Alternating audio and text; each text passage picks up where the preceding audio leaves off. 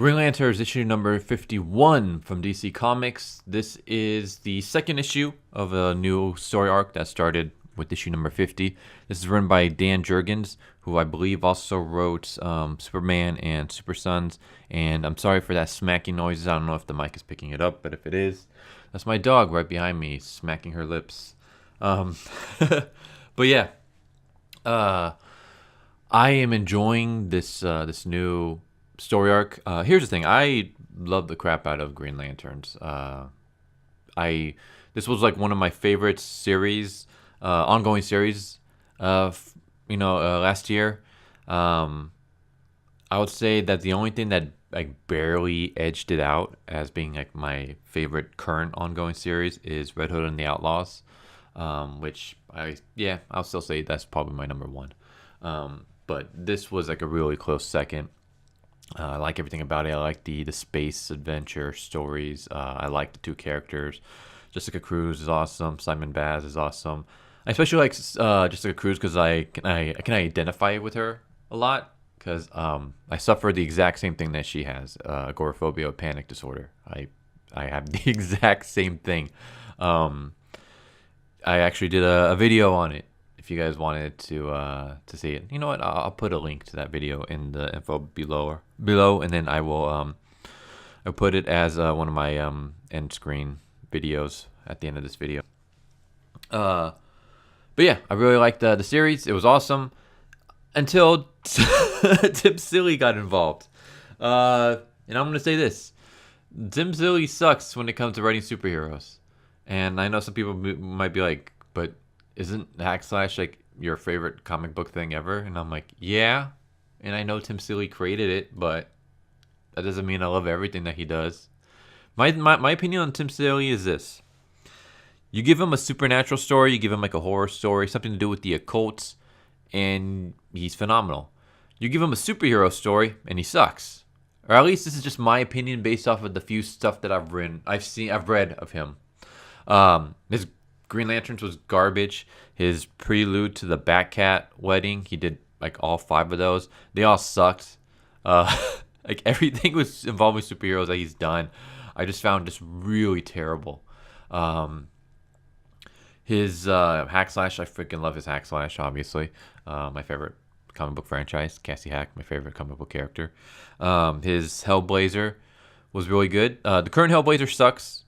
But Tim Seeley had I believe it was like either a 3 or 4 issue arc, and that arc was really good. A lot of people liked it. A lot of people felt like it was a nice, good throwback to classic Hellblazer. And then of course someone else, like he just did that arc, and then the writing rights went back to someone else, and it just started becoming crap again. But yeah, Tim Seeley's Green Lanterns was terrible because we had like great stories beforehand with these two characters. I love these two characters. I loved their issues that they were dealing with. Him, it was a little bit of like prejudice against Muslim, but it was more of him and his relationship with his sister and brother-in-law, and how him becoming Green Lantern kind of interfered with him spending time with his family, especially with his brother-in-law, because his brother-in-law was actually his best friend. So that was like a really cool dynamic. And then of course Jessica Cruz, like anything to deal with her agoraphobia and panic disorder, like I completely related to it, so I love that. And then here comes Tim Seeley, and what does he do? Well, his very first story arc was basically a Trump wall, keeping these, people out because they're not the same race as us arc. Yeah, no joke. That was his first like story arc for the Green Lanterns. And then the next one was fucking Tinder for superheroes.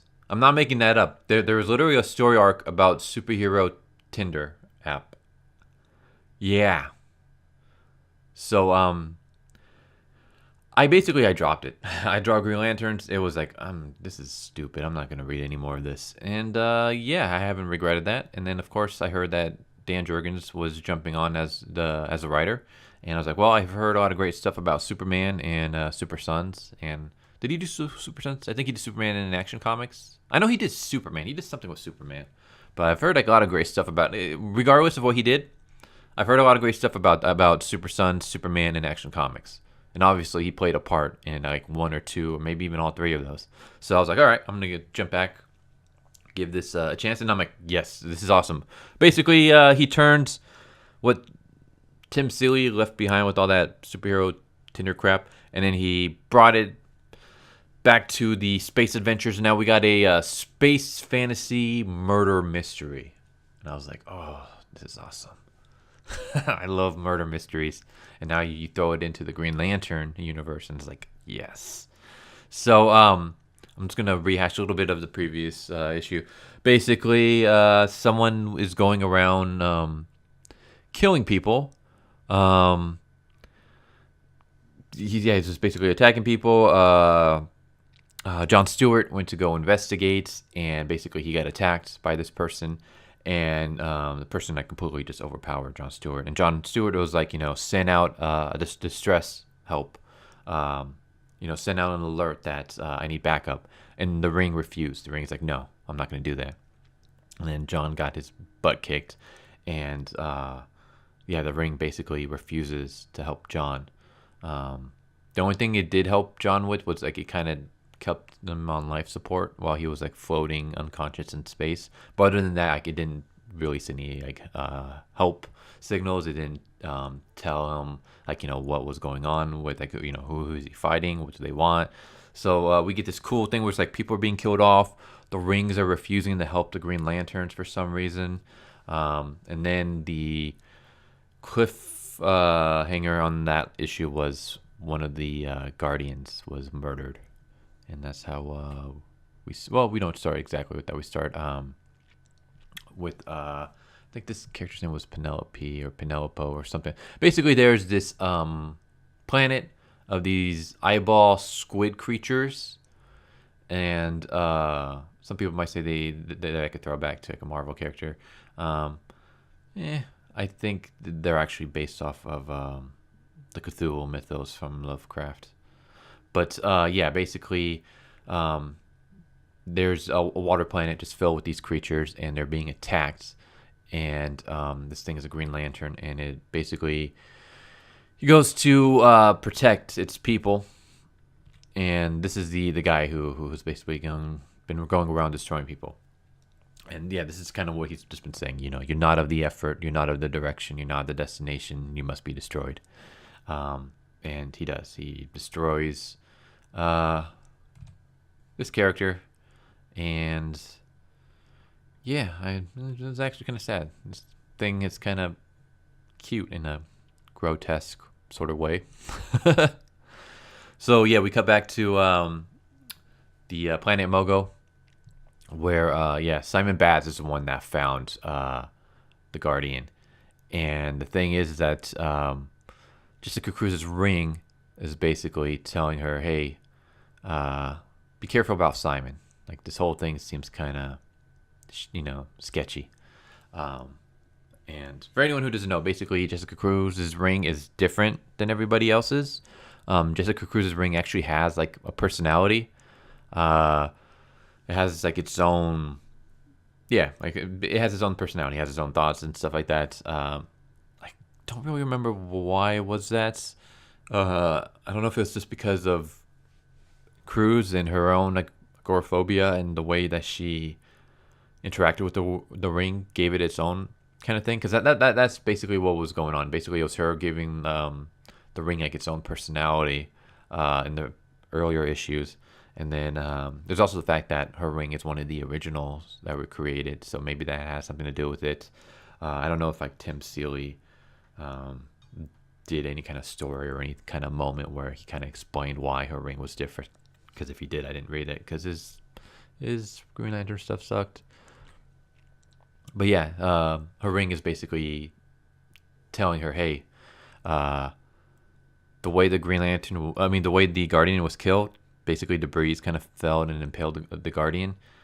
That's not how a Guardian dies. The Guardian had to have been murdered. Simon Baz is the only one that was around when the Guardian died. So watch out for him. Also, kind of watch out for everyone because there might be a traitor in your midst. And the ring basically is warning her and telling her like, this information is for you and you alone. Don't tell anyone that you have suspicions that there's a traitor amongst us. And I'm like, all right, this is cool. Like I'm enjoying this. We get a space opera murder mystery with what might be a traitor amongst the mists. It's like, all right, you got me hooked. I want to see where this is going. This is way cooler than freaking Tinder for superheroes. I swear, I can't believe that was really a thing. That was so stupid. But yeah, I'm showing this whole page right here because I don't know. I really like it. I like the way that they told the story and just no dialogue, no nothing. It's just here we have this guy trying to work on this guardian to save his life. He's working with the machines. He's, trying to heal the dude. We have their reactions, and then you see tears coming down his eyes because, the guardian is gone. There's nothing he can do. And I was like, this was a really well done page. So yeah. What the hell was his name? Was it Killer Watt? Kill something? Killamog? Oh my god, I know who he is. He's like the trainer, basically. He's the one that like trains all the new is it what's that word? The name is like the name for him and the name for what he does is like escaping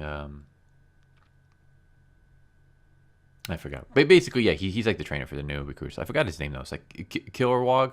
I think it's Killer Wog. Killer Mog. It's Killer something. Something with kill in it. And then we got Guy Gardner. Yeah, they're bringing Jon Stewart because they were able to find him. And Jon Stewart's all kinds of fucked up.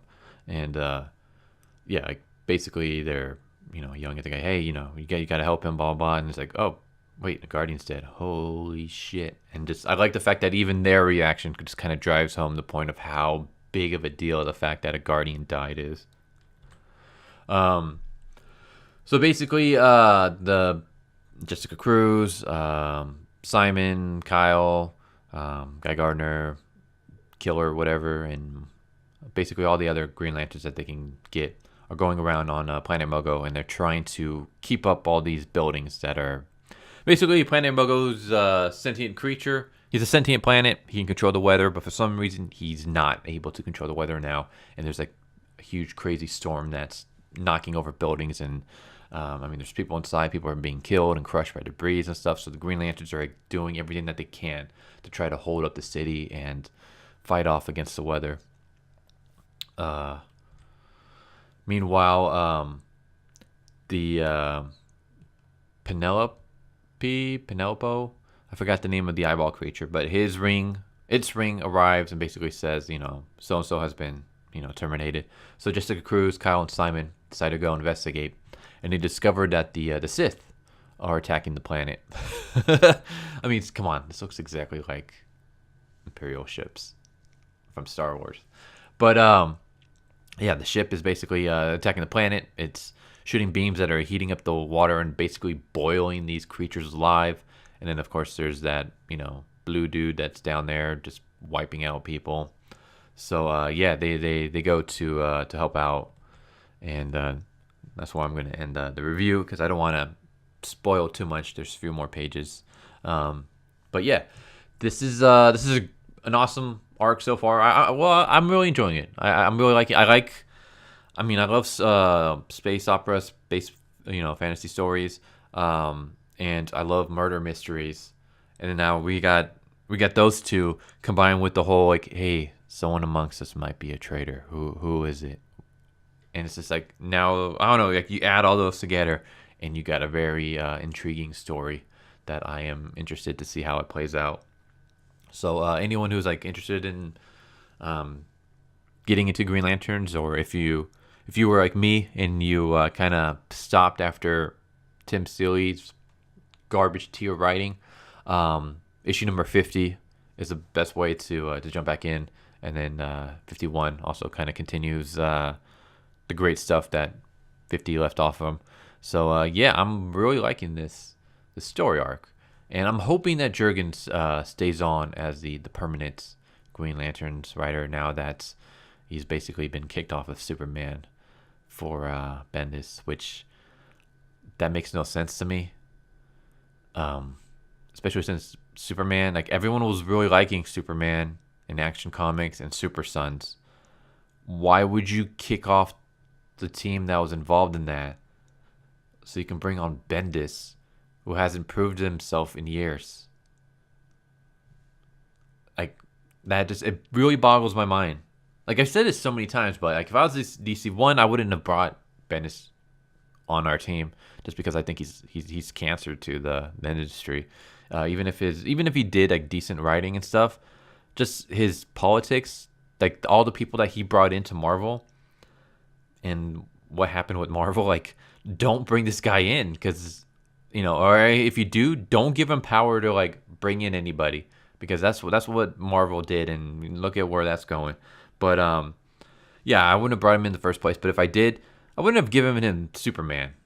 Like I would have given him like some C-list superhero, and I'd be like, all right, here you go, prove yourself. You want to write for our flagship characters? I want you to take this garbage character that no one really cares about, and I want you to do an awesome job, and we'll see. Like get good reviews, not just from comic book review sites because those suck, but from the fans. Like prove yourself to us, and then you got to work your way back up because he hasn't done anything that's in the past few years that's been any good.